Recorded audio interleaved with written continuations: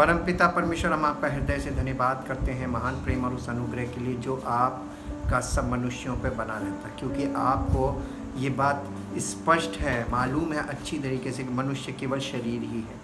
इसलिए प्रभु आप हम पर अनुग्रह रखते हैं ताकि किसी न किसी तरीके से हमारी आंखें ज्योतिर्मय हो और हम अपने जीवते परमेश्वर को, अपने रचयिता को, अपने बनाने वाले को, सृष्टि के चलाने वाले को अच्छी तरीके से समझ सके, जान सके और उसके साथ हमारा संबंध हो। अपनी पवित्र आत्मा भेजकर वो हमें अपने साथ कनेक्ट करता है। इन सब सच्चाइयों के लिए जो आपके वचन के द्वारा हमें प्राप्त होती हैं और पवित्र आत्मा के द्वारा हमें समझ में आती हैं, हम आपका धन्यवाद करते हैं और चाहते प्रभु ये कार्य जो आपने हमारे जीवन में शुरू किया है, ये कार्य हमारे जीवन में पूर्ण हो और आपकी महिमा हो। वो महिमा जो आपकी पवित्र आत्मा के द्वारा हमारे जीवन से प्रकट होती है, ताकि आपका नाम महिमान्वित हो। यीशु मसीह के नाम से आमीन। सबको जय मसीह की। परमेश्वर का धन्यवाद करते हैं। जैसा कि आपने कल के मैसेज में सुना होगा कि परमेश्वर की इमेज को लेकर लोगों में कन्फ्यूजन है। केवल इमेज को लेकर नहीं, परमेश्वर की समानता यानी लाइकनेस, यानी परमेश्वर के स्वभाव को लेकर भी मनुष्यों में बहुत बड़ा कन्फ्यूजन है। एक प्रकार से इसको कहेंगे अज्ञानता है, भ्रम है कि परमेश्वर का स्वभाव ऐसा है, परमेश्वर का स्वभाव, जबकि परमेश्वर के वचन में उसका स्वभाव स्पष्ट तरीके से बताया गया है और परमेश्वर की आत्मा के द्वारा बताया गया है। लेकिन बिना पवित्र आत्मा के जब हम इस पुस्तक को पढ़ते हैं तो इसकी भाषा को केवल पढ़ पाते हैं, उसके भाव को नहीं समझ पाते और परमेश्वर की आत्मा की बातों को, चूँकि पवित्र आत्मा हमारे जीवन में नहीं होता है, इसलिए वो हमें क्लियर नहीं होती, उसका प्रकाश हमें नहीं मिलता।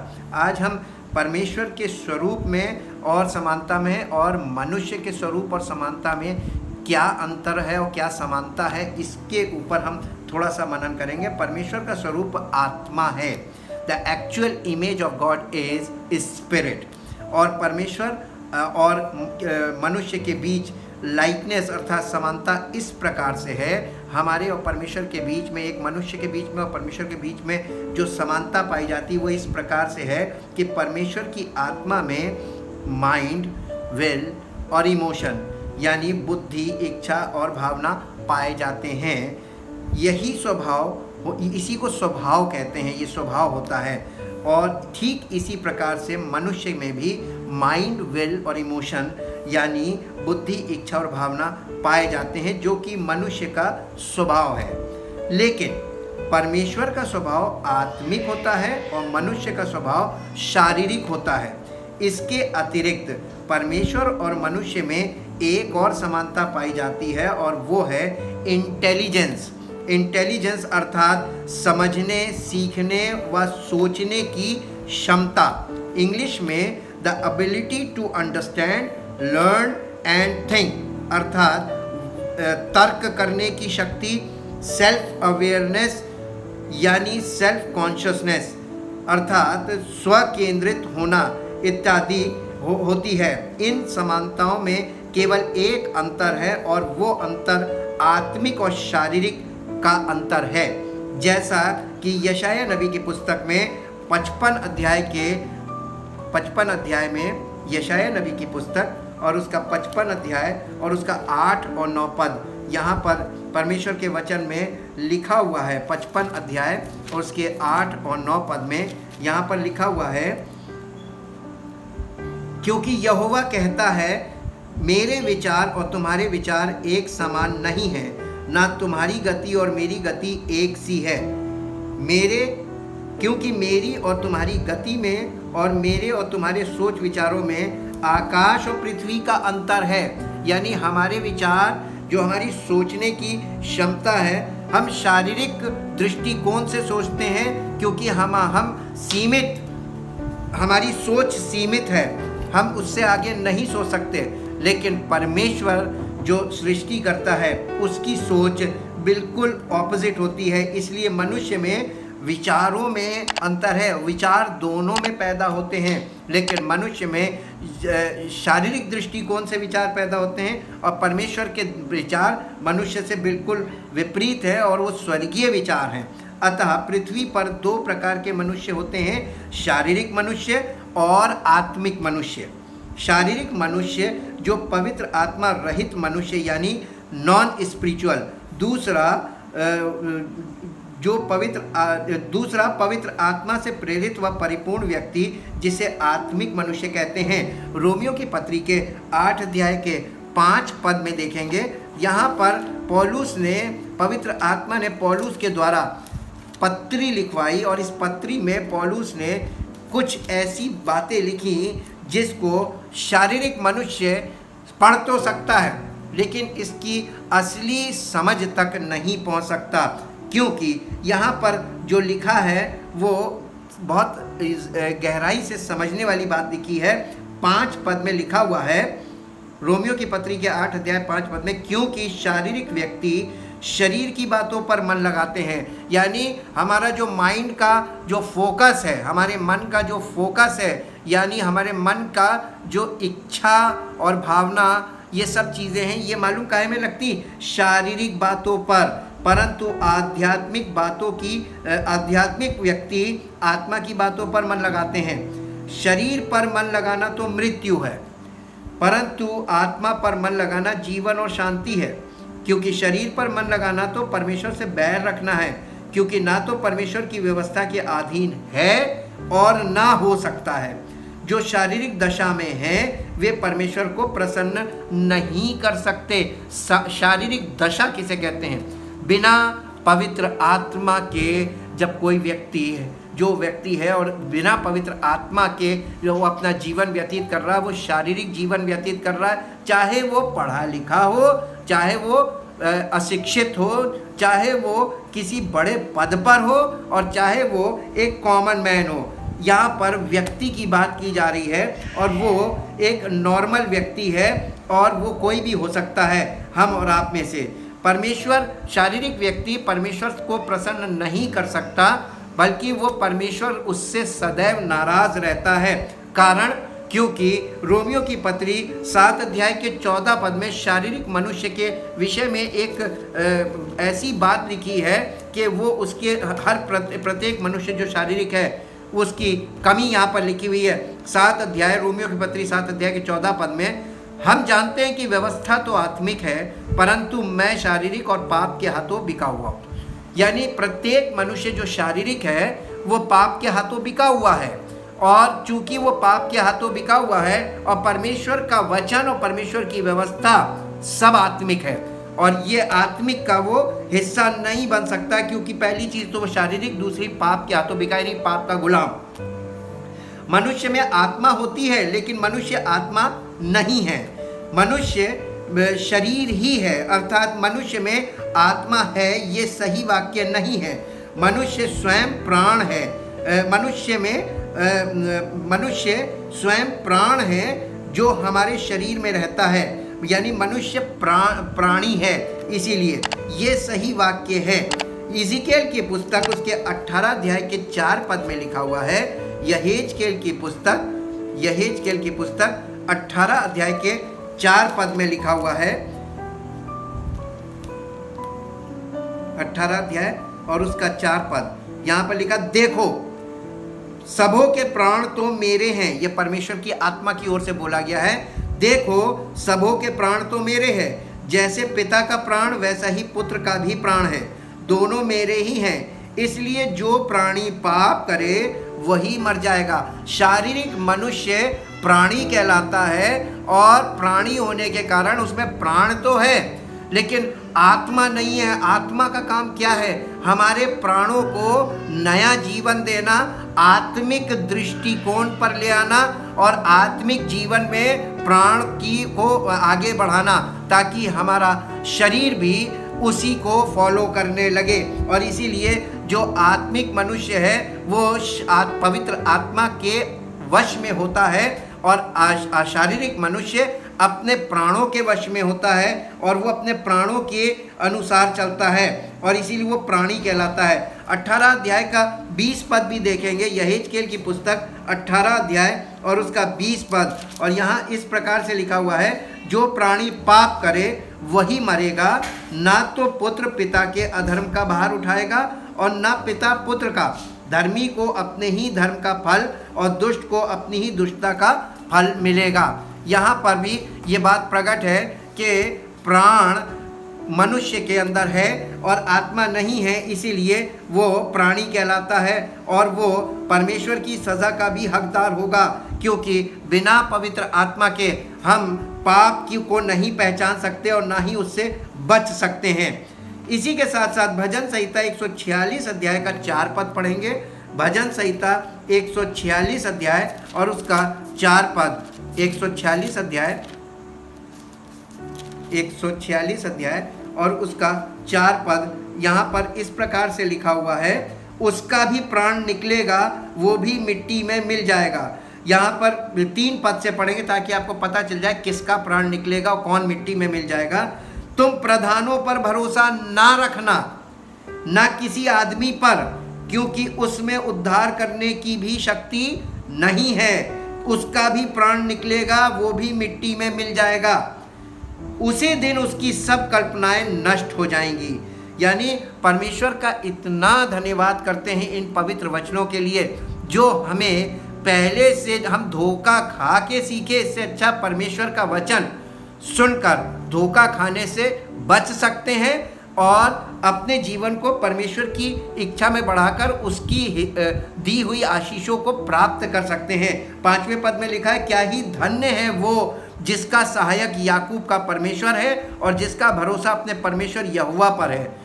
परमेश्वर की महिमा हो, क्योंकि उसके वचन हमें जीवन की बातें बताते हैं और आशा में आगे बढ़ाते हैं, ताकि हम अपने उद्धारकर्ता प्रभु यीशु मसीह पर भरोसा रख सकते हैं कि वो हमारा उद्धारकर्ता है।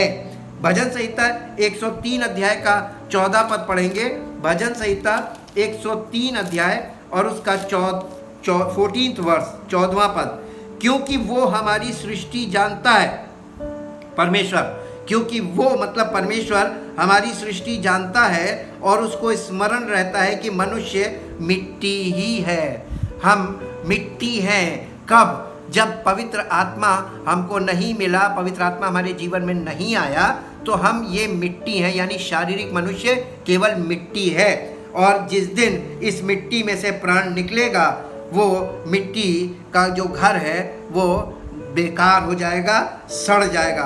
परमेश्वर के वचन के अनुसार मनुष्य प्राणी है या प्राण है जो मिट्टी के शरीर में रहता है। परमेश्वर आत्मा है और मनुष्य के प्राण को जीवन देता है, लेकिन जो जीवन परमेश्वर की आत्मा के द्वारा प्राप्त होता है उसे आत्मिक जीवन कहते हैं। और ऐसा मनुष्य ना तो शरीर की इच्छा के अनुसार और ना प्राण के अनुसार, बल्कि परमेश्वर की आत्मा के अनुसार जीवन व्यतीत करता है और आत्मिक व्यक्ति कहलाता है।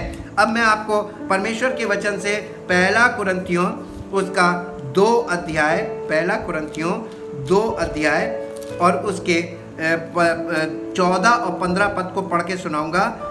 यहाँ पर लिखा हुआ है, परंतु शारीरिक मनुष्य परमेश्वर के आत्मा की बातें ग्रहण नहीं करता, क्योंकि वे उसकी दृष्टि में मूर्खता की बातें हैं और ना वो उन्हें जान सकता है, क्योंकि उनकी जांच आत्मिक रीति से होती है।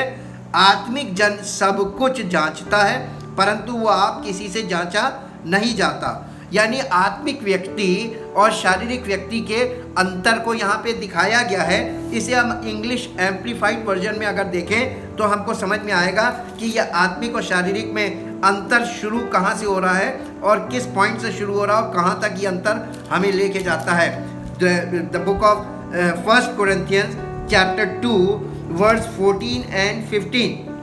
But the natural non-spiritual man does not accept or welcome or admit into his heart the gifts and teachings and revelations of the Spirit of God, for they are folly, यानी folly का मतलब होता है meaningless, nonsense to him, and he is incapable of knowing them, of progressively recognizing, understanding and becoming better acquainted with them, because they are spiritually discerned and estimated and appreciated. यानी बिना पवित्र आत्मा के परमेश्वर की आत्मा की बातें हमको कभी भी एक्सेप्टेबल ना थी और ना कभी हो सकती हैं, और उन्हें हम परख भी नहीं सकते, इसलिए क्योंकि उनकी जांच आत्मिक रीति पर ही होती है। 15 पद लिखा हुआ है, के आत्मिक व्यक्ति की पहचान, but the spiritual man tries all things, यानी he examines, investigates, inquires into, questions and discerns all things. मालूम ऐसा क्यों करता? आत्मिक व्यक्ति की पहचान क्या है? सब चीज़ों को पहले परखना है, क्योंकि आत्मिक पवित्र आत्मा हमें परखने के लिए दिया गया है। और पवित्र आत्मा हमसे ये नहीं कहता ये मत करो, बल्कि ये कहता है करके देख लो, और जो लोग कर रहे हैं उन्हें देख लो। अगर किसी को ऐसा करने से जो फल प्राप्त हुआ है तुम करोगे तो तुम्हें भी वही फल मिलेगा। इसलिए या तो स्वयं करके देख लो, या जो कर रहे हैं वर्षों से उन्हें देख लो, तो तुम्हें पता चल जाएगा कि ऐसा करने का फल उन्हें आज तक नहीं मिला, इतने सालों से करने पर तो तुम्हें भी नहीं मिलेगा। इसलिए यहाँ पर पवित्र आत्मा हमको एक बहुत ज़बरदस्त आत्मिक प्रकाश देता है कि आत्मिक व्यक्ति सब कुछ ट्राई करता है, सब कुछ परखता है, सब कुछ एग्जामिन करता है, और उसमें सवाल भी करता है। तो उसमें सब तरीके से वो उसको जांच पड़ताल करके कर करके एक्सपेरिमेंटली, और ये देखता है कि ये हमारे लिए कितनी फ़ायदेमंद है, ये हमारी। और जब कोई व्यक्ति जब कोई कार्य करता है और वो कार्य उसका सफल होता है, जिस तरीके से वो सफल होता है, तो उसे एक सिद्धांत मिलता है कि ये काम इस तरीके से करेंगे तो हमें सफलता मिल जाएगी। यही आत्मिक व्यक्ति की पहचान है। yet is himself to be put on trial and judged by no one। ऐसा व्यक्ति अपने आप को परखता रहता है, अपने आप को इतना ज़्यादा परखता है कि दूसरे को उसको जज करने की आवश्यकता ही नहीं पड़ती। ये आत्मिक व्यक्ति की पहचान है। He can read the meaning of everything, but no one can properly discern or appraise or get an insight into him। यानी वो सब बातों को जो वो पढ़ता है उसकी मीनिंग में जाकर रिसर्च करके देखता है कि इसका एक्चुअल मीनिंग इस संदर्भ में, यानी इस कॉन्टेक्स्ट में इसका अर्थ कौन सा सही बैठ रहा है। इसलिए कभी कभी ऐसा होता है भाषा में कि आप किसी भी शब्द की कई मीनिंग होती हैं। आप किसी भी संदर्भ में किसी शब्द को, उसकी मीनिंग को तब तक सही नहीं समझ सकते जब तक कि वो मीनिंग उस संदर्भ से मैच ना कर जाए, यानी कॉन्टेक्स्ट से वो मैच करनी चाहिए वो मीनिंग। यही आत्मिक व्यक्ति की एक पहचान है। उसका इंटेलिजेंस पवित्र आत्मा के द्वारा उसके अंदर परमेश्वर की आत्मा की बुद्धि काम करती है। क्योंकि अगर आप आगे पढ़ें आत्मिक व्यक्ति के बारे में, जहाँ लिखा है कि जो सब बातों को जांचता है और परंतु आप किसी से नहीं जांचा जाता, उसके आगे बहुत ही ज़बरदस्त बात लिखी हुई है। और ये लिखा हुआ 16वें पद में, क्योंकि प्रभु का मन किसने जाना है कि उसे सिखाए, सवाल दिया हुआ, परंतु हम में मसीह का मन है। यानी पवित्र आत्मा क्या है मालूम है? मसीह का मन। The mind of Christ is in us through the holy spirit. जब वो हमारे अंदर आ जाता है, यीशु मसीह के विषय में लिखा है कि उसमें बुद्धि और ज्ञान के समस्त भंडार छिपे हुए हैं। मसीह के माइंड में क्या है मालूम है? बुद्धि और ज्ञान के समस्त भंडार हैं। और जब वो पवित्र आत्मा के द्वारा हमारे अंदर आ गया तो हमारे अंदर परमेश्वर की बुद्धि और परमेश्वर का ज्ञान आ गया। इसीलिए इसके पहला कुरिन्थियों उसके पहले अध्याय में और उसके 18 पद में लिखा है, क्योंकि क्रूस की कथा नाश होने वालों के लिए मूर्खता है, परंतु हम उद्धार पाने वालों के लिए परमेश्वर की सामर्थ है। और इसके बाद आगे लिखा हुआ है कि परंतु 24 पद में, परंतु जो बुलाए हुए हैं, क्या यहूदी क्या यूनानी, उनके निकट मसीह परमेश्वर की सामर्थ और परमेश्वर का ज्ञान है। परमेश्वर की सामर्थ और परमेश्वर का ज्ञान है।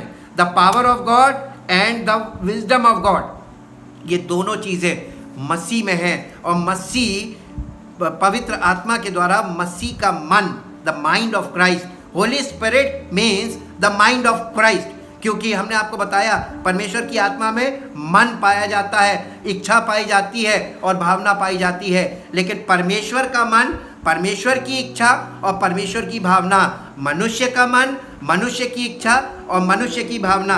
जब हम इसको रोमियो की पत्री के 8 अध्याय को और 5वें पद को इंग्लिश एम्प्लीफाइड वर्जन में चल के देखते हैं तो यहाँ पर एक राज खुलता है, और वो राज ये है कि इंग्लिश एम्प्लीफाइड वर्जन में लिखा हुआ है, for those who are according to the flesh and are controlled by its unholy desires set their minds on and pursue those things which gratify the flesh, but those who are according to the spirit and are controlled by the desires of the spirit set their minds on and seek those things which gratify the Holy Spirit.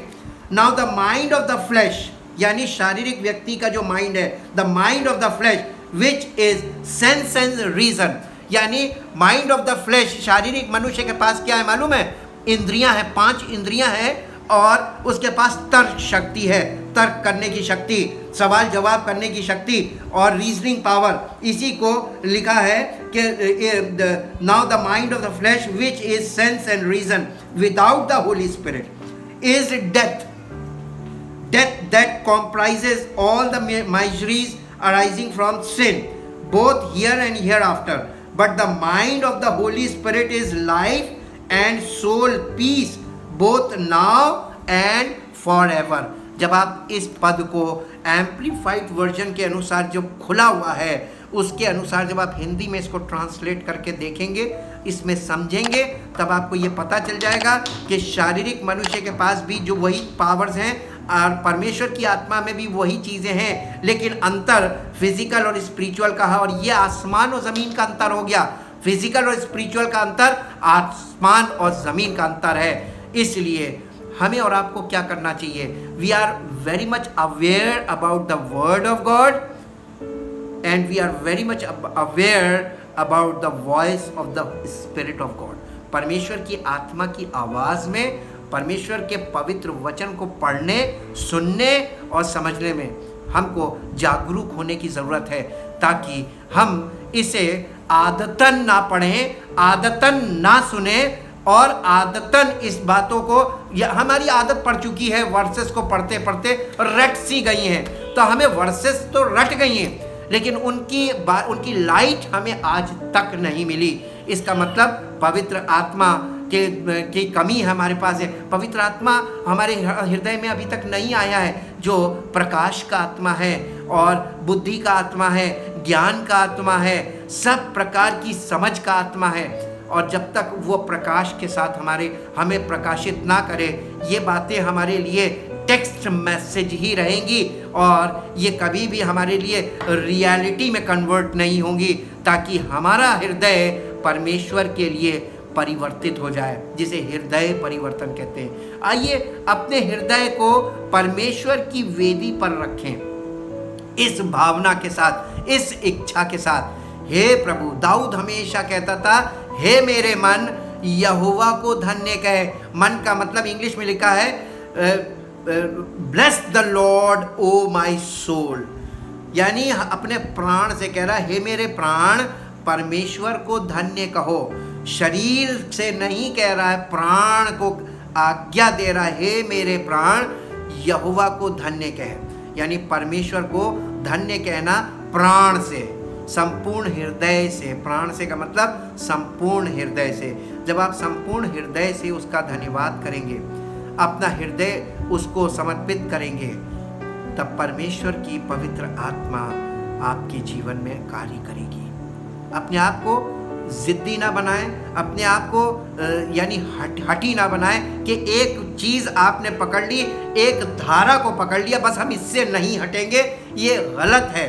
बल्कि हमें और आपको करना क्या चाहिए? सब कुछ try करना बुरी बात नहीं है, लेकिन जब ट्राई करें और ना हो तो कोशिश करें कि जो आपसे नहीं हो रहा, क्योंकि परमेश्वर के वचन में गुड न्यूज़ लिखी है, जो मनुष्यों से नहीं हो सकता वो परमेश्वर से हो सकता है, क्योंकि परमेश्वर से सब कुछ हो सकता है। आपने सब कोशिश करके देख लियो, बहुत से काम आपके जीवन में आपने कोशिश करके देख लिए। अब एक काम कीजिए, एक सलाह है और ये आत्मिक सलाह है।